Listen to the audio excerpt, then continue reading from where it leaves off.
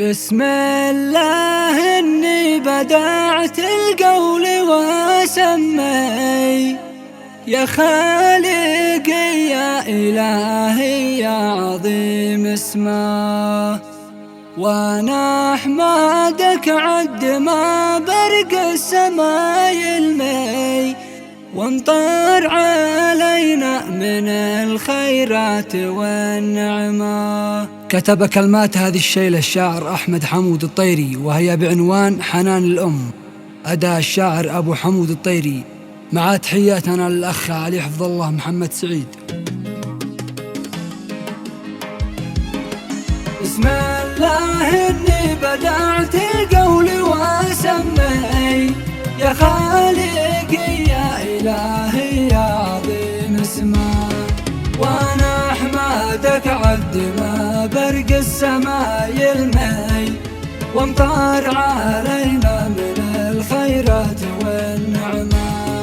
يا هاجسي يا حروف البوح من فمي، صبي على القافية من صافي الكلمة، عذب المشاعر تفوح العطر والشمي، وتنسج أجمل خيوط الشعر في رسمه، معزوفات الحب يتغنى بها نظمي، من نبض قلبي ودقات الغلا نغمة.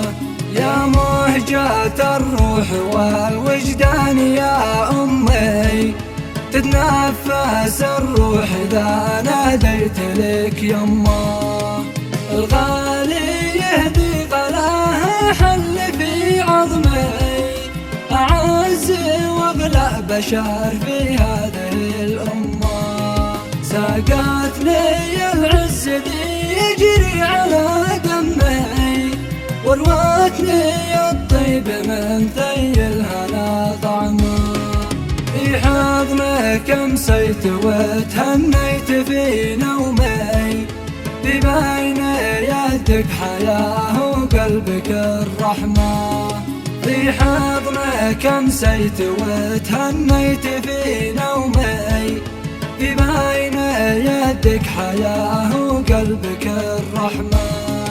يا نور دربي متى شديت في عزمي، يا ضوء عيني سراج الليل والظلمة، والجارح حملي بلطفك شايله همي، بكل الأحزان تجعل فيني البسمة، دايم تمنى لي التحقيق في حلمي، وتستاهل الدعاء والنصح بالحكمة.